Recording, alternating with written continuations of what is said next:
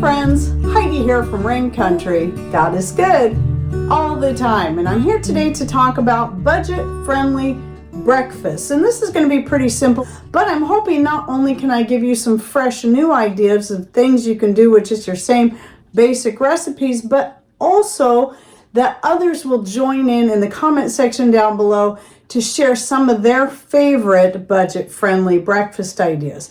One of the reasons, of course, I'm doing this is because if you're one who likes cold cereal, which Patrick really does like cold cereal, it is so expensive, and it's getting more expensive every day to get a good, decent, organic, non-GMO breakfast cereal. So through the years, even though we still will invest in that for the time, just because he does like that, he does still like fresh homemade breakfast, and I'll cover some of that. But he also knows that, you know, if things get really, really tight and a box of cereal is $10 a box for a box this size, well, you know, something's got to go.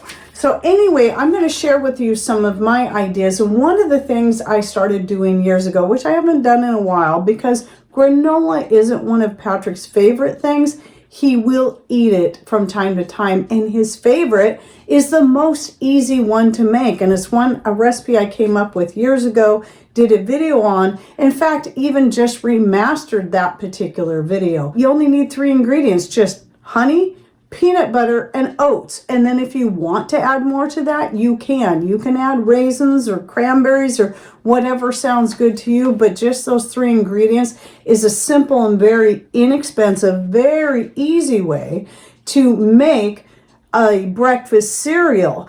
And then what I normally would do is vacuum seal. I might make a whole bunch at a time, vacuum seal it into jars, and then just work through those jars a little bit at a time. And yes, I do need to get some more made because it has been a while. But even with that basic recipe, you can take that and just go any direction you want, as long as you have the basic ratios down. So I've even taken, instead of using honey, replaced honey with some homemade jam. And I did a video on this too, where I made a berry almond granola with almond slices, oats, and the jam that I had, that I was just trying to use up. Another one we like to make that Patrick also likes is the banana coconut granola. Super easy. So coconut, banana, honey, and oats. And then again, if you want to add nuts to that of any kind, or raisins or anything else, it's entirely up to you. So I'll link to, if I have a playlist for the granolas, I'll just link to the playlist. I don't recall if I do. I guess I could always make one. But there's only 3 different recipes out there that I have currently.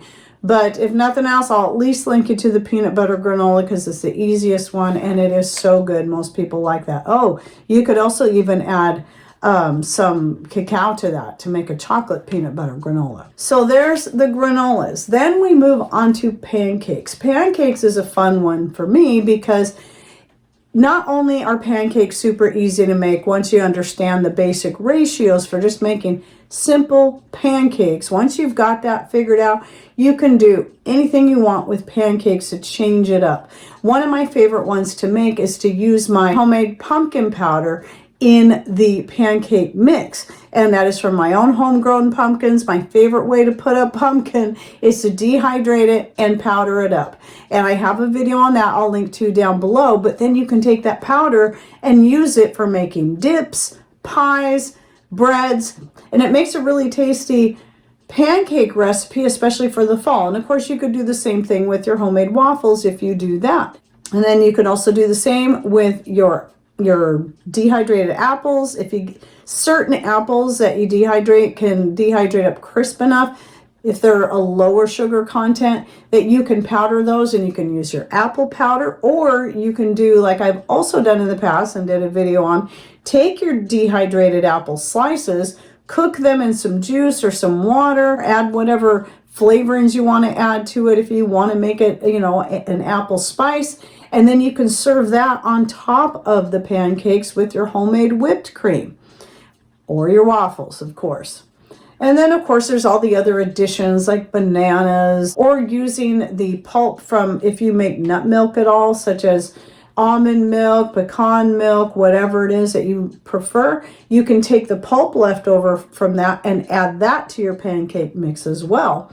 And then again, whatever your homemade extract flavors that you like best, you can throw that in there.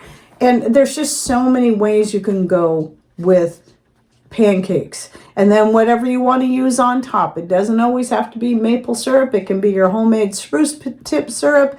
It can be any of your homemade jams or jellies. And again, don't forget that homemade whipped cream. And then I have a couple old videos out on making your homemade breakfast sausages. And for those people who try to avoid pork, this can be a great option for you because you can use whatever ground meat you want. So it can be ground turkey, ground chicken. It can be a combination of that with maybe beef or deer or elk, or maybe beef or venison or elk by themselves. And so that's why I have two different ones, because I have one where I show the slight difference of using a wild meat as opposed to using beef or something that's naturally a little higher in fat. It is best with wild meats like elk and venison to add a little bit more fat to it. I prefer to add avocado oil because it's not going to change the flavor. Some kind of fat in there, but you could add butter or whatever. Beef tallow, you could do that too. And so that can make a great replacement when, like, we prefer beef bacon, but bacon in general, no matter what kind you get, can be rather expensive, and especially beef bacon when you're getting a good high quality beef bacon, not some cheap injected stuff.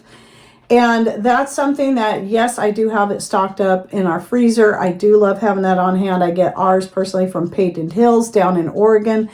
But if we were ever to run out of that, we can use any of the wild meat or beef that we can get either through Butcher Box or locally, or, especially if it just gets too expensive to buy the beef bacon, and I can make my own breakfast sausages, and that does save some money. And then there's muffins. That's not something, in fact, I haven't made muffins in years because Patrick's just not a muffin person, and I rarely eat breakfast, so this is kind of pointless to make muffins. But there's also homemade muffins. Again, muffins, just like pancakes, have so many different ways you can go with them to change up the flavor and just add more, and oh, I almost forgot to mention other things you can add to your pancakes as well as your muffins are all your different healthy seeds, such as poppy seed, hemp seed, chia seed, and flax seed, especially if you soak them first or grind them and make them even more healthy that way. Besides, obviously, pancakes, muffins, and waffles, there's other types of homemade breads that you can use for toast or whatever. So a lot of times if I've made, let's say, any kind of dinner roll or even like hamburger buns or hot dog buns, and I have extra, Patrick will just toast whatever's extra up for breakfast the next morning to go with his beef bacon and whatever type of eggs I make up for him. But you also have, which I haven't done this yet, but my daughter-in-law makes excellent bagels. In fact, I just want to buy her bagels because they're so good. My favorite one is her cheddar jalapeno bagel, but you can make your own homemade bagels, or if you're like me, you make your own loaf bread. You can have that, so you can have it for whatever you need it for the night before, and whatever's left over you can slice and toast up to go along the side. Making your own homemade breads can save so much money. And if I forgot to have a bread made the day before and I'm making them breakfast the next day, then I'll just fry up some potatoes. I just cut up and there's also hash browns too, but I just cut them up and then just fry them, and that is the bread. That's the carb for the side, along with either the breakfast sausages, the beef bacon, and then again, whatever type of eggs I make for them, which a lot of times is some kind of scrambler or fried egg. And then of course there's always biscuits and then homemade gravy. So you make your biscuits, you make your gravy. That's that white sauce again that I've talked about before, that can be used for so many different things, and you can add whatever herbs and spices to give it the flavor you want.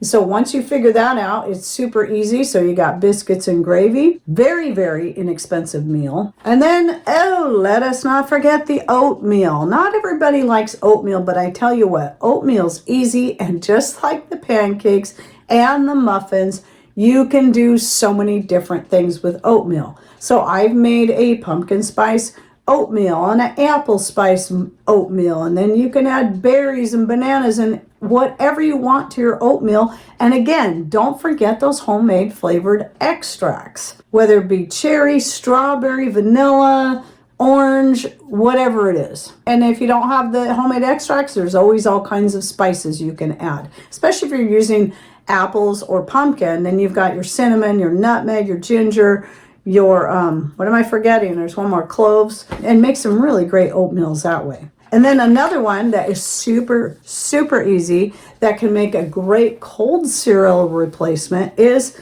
if you're cooking up some white rice the night before for whatever meal you're making, make extra. I always make extra because Patrick likes to eat the leftover rice like a cold cereal. He'll just pour milk on it and a little cinnamon sugar, and there he goes. He's got his cold cereal. And so aside from the granola, he's always got the white rice option, and that is super, super cheap to do. And then, of course, there's the eggs that I've already mentioned a couple of times. You know, eggs are getting more expensive just like everything else.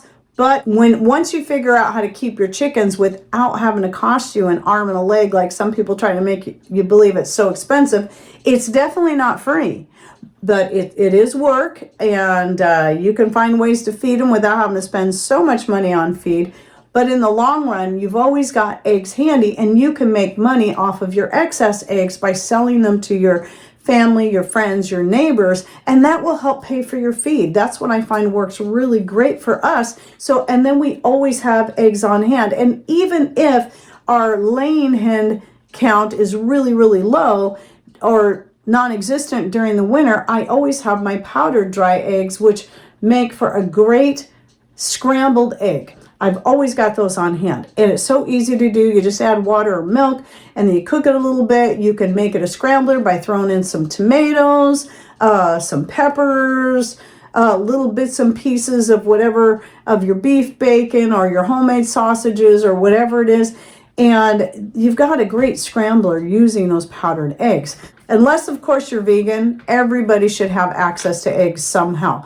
So having them preserved in either a water glass method, lime water method, dehydrated, or just having your own chickens is something I highly, highly recommend, so that you can always have those eggs to make sure you're getting that good, healthy protein and fat and selenium and D3 and vitamin K that's all in those eggs. Plus, you're making a good hearty breakfast with those as well.